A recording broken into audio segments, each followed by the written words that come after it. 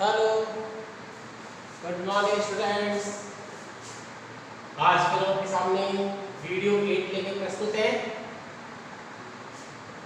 विषय Sanskrit, class 6 to 8, topic name है शब्द रूप।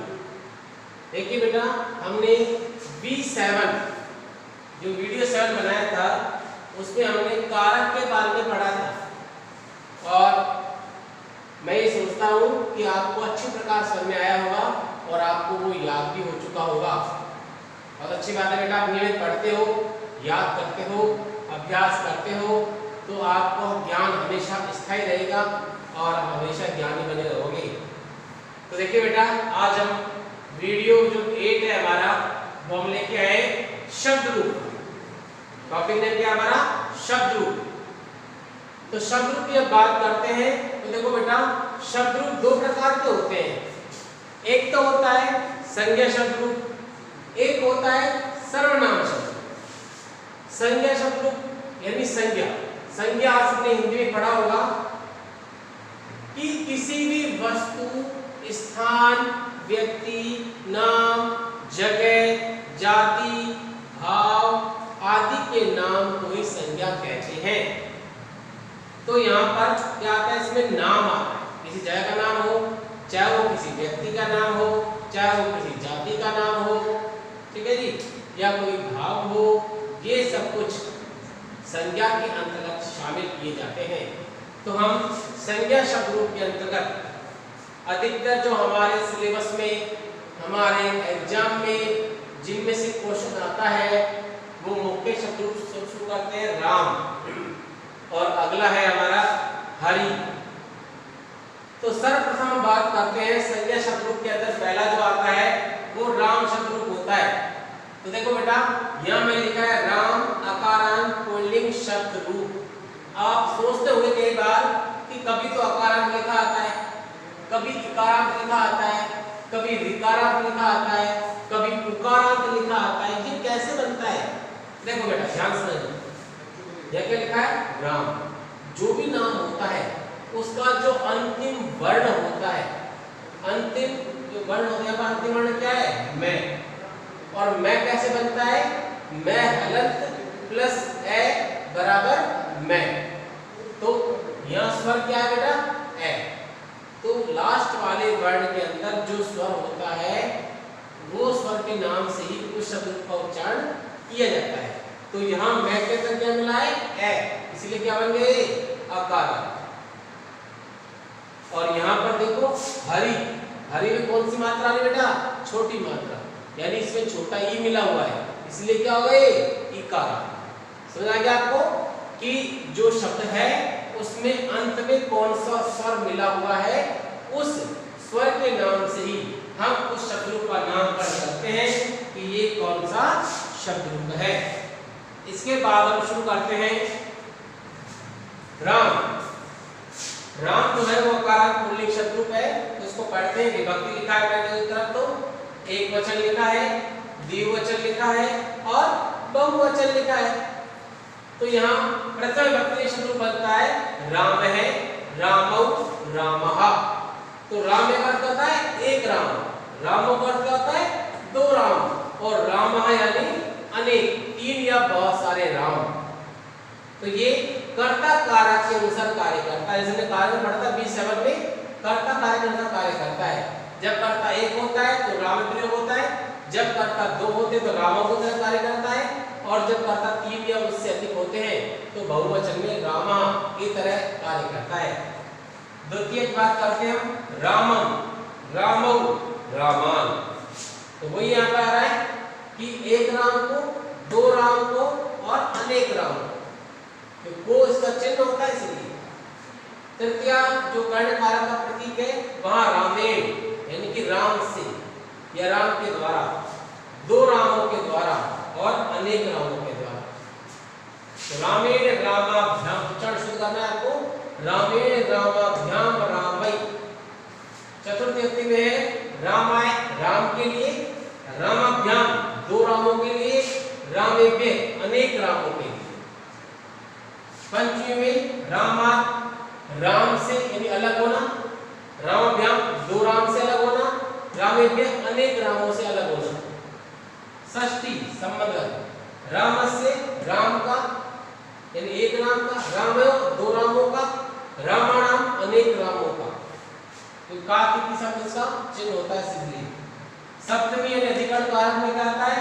रामे राम में, रामयो दो राम में, रामेशु अनेक रामों में, यानी कि अधिकरण कारक शक्ति व्यक्ति है, इसका चिन्ह क्या होता है? में या पर। इसके बाद में संबोधन कारक। संबोधन कारक में क्या होता है बेटा? इसमें बताया जाता है, क्या बताया जाता है कि हे राम, राम को पुकार जा रहा है, राम से बातचीत करनी है, राम से वार्तालाप करना है, इसलिए क्या करते हैं? उसको हे संबोधन चिन्ह से पुकारते हैं। हे राम है, हे राम यानी एक राम को पुकार रहे हैं। हे रामो, हे रामो यानी दो रामों को बुला रहे हैं। और हे रामा अनेक रामों को बुला रहे हैं। तो आपको ये पढ़ना है, याद करना है, बिना देखे, याद करने के बाद बिना देखे इसको लिखना है और इसको मैच करना है कि आपने बिना देखे सही लिखा है या नहीं लिखा है। तो इस प्रकार इसको पूरा अभ्यास करके फिर लिखना है। आपके एग्जाम में जो क्वेश्चन आता है वो पूछ लेता है कि राम अकारांत पुल्लिंग द्वितीय विभक्ति का द्विवचन लिखो, तो आपको आंसर लिखना है रामौ। वो पूछता है राम पंचमी विभक्ति का बहुवचन लिखो, तो आपको लिखना है रामेभ्य। इस प्रकार आपको आंसर बताने होते हैं। इसी प्रकार हम अगले शब्द पर चलते हैं जो क्या है? हरि। हरि का और राम, ये दोनों हमें कह सकते हैं भगवान विष्णु जी के ही नाम है। तो हरि इकारांत की री में ई आ रहा, छोटी छोटी मात्रा है, इसलिए क्या हो गया? इकारांत पुल्लिंग शब्द रूप हो गया। इसलिए वही प्रथम व्यक्ति का व्यक्ति दी हुई है, एक वचन दिया हुआ है, द्विवचन दिया हुआ है और बहुवचन दिया हुआ है। ये आपको दिख रहा होगा बेटा, यहाँ पर आप देखो, इसमें प्रथमा विभक्ति हरि, एक हरि, हरि दो हरि, हरय अनेक हरि। ठीक है जी। द्वितीय व्यक्ति कर्म कारक हरि, हरि को, हरि दो हरि को, हरि अनेक हरियों को। तृतीया कर्ण कारक में हरिणा, हरि से, ये हरिभ्याम दो हरि से, हरि भी अनेक हरियों से। चतुर्थी संप्रदान कारक हरि, हरि के लिए, हरिभ्याम दो हरियों के लिए, हरिभ्य अनेक हरियों के लिए। पंचमी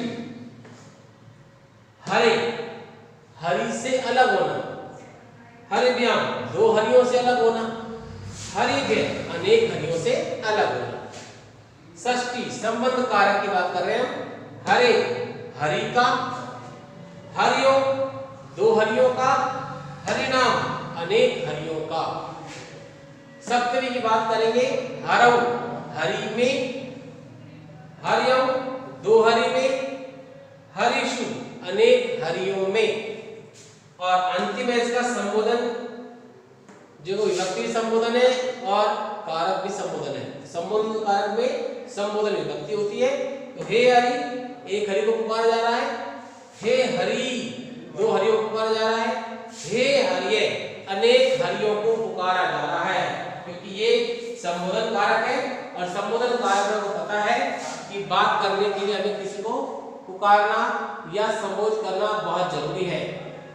तो देखो बेटा, इस जो हमारा शब्द रूप का टॉपिक था, इसमें हमने आज हम ये दो शब्दों को बता रहे हैं। एक तो राम शब्द रूप है और दूसरा हरि शब्द रूप है। आपको इसमें मैंने बताया था किस तरह से एग्जाम में क्वेश्चन आता है। वो आपसे किसी भी व्यक्ति का नाम दे देगा, सर्वप्रथम तो शब्द का नाम लिखता है, उसके बाद में विभक्ति का नाम देता है, फिर उसकी इच्छा अनुसार वो एक वचन या द्विवचन या बहुवचन, उसकी इच्छा अनुसार वो कोई भी वचन पूछ सकता है, या आपसे पूरा शब्द लिखवा सकता है, या आपसे पूरी एक विभक्ति लिखवा सकता है। इस प्रकार वो कोई भी आपकी किसी इच्छा अनुसार पूछ सकता है। इसी प्रकार हरि में भी सेम कंडीशन है, इसलिए ऐसे होता है। विभक्ति हरि नाम देगा, पुल्लिंग कारक शब्द लिख देगा, तो हरि कारक पुल्लिंग शब्द रूप में विभक्ति कोई भी दे सकता है। वो कोई भी एक वचन पूछ सकता है, द्विवचन पूछ सकता है, या फिर वो बहुवचन भी पूछ सकता है। तो आपको जैसा वो पूछे वैसा ही आपको उसमें आंसर लिख के आना है। यदि आप गलत लिखोगे तो वो काट देगा। तो इसलिए क्या करना बेटा, आपको आपका आंसर रॉन्ग ना हो, गलत ना हो, इसके लिए क्या करना होगा, आपको इनका अध्ययन आपको ध्यानपूर्वक करना होगा, इनका नियमित अभ्यास करना होगा। और जब ये आपको एक करके याद करना, पहले इसको याद करना राम को, जब ये याद हो जाए तो बोल के देखना कि आपको याद हुआ कि नहीं हुआ। फिर आपको उसको बिना देखे अपनी जो ग्रामर की जो कॉपी है, व्याकरण की जो कॉपी है, उसमें आपको लिखना है। और जब ये लिखने के बाद इसको मैच करना है कि आपने जो लिखा है वो बिल्कुल राइट है, ठीक है, मैच कर लेना। इसके बाद इसी प्रकार जैसे राम को याद किया था वैसे हरि का भी याद करना शब्द को आपको, इसको भी पूरा लिखकर व्याकरण कॉपी में लिखना है और याद करना है। और याद करने के बाद वही आपको बोल के देखना है। और जब बोलने का पता लगे कि इसमें आपको याद हो चुका है तो इसको भी आपको राम की तरह ही बिना देखे लिखना है। और लिखने के बाद इसको आपको क्या करना है, वही मैच करना है। तो इस प्रकार आप संतुष्ट हो जाएंगे कि आपको ये अच्छी प्रकार से याद हो गया है और लिखना भी आपको आ चुका है। तो आप सभी समझ गए होंगे बेटा। Okay students.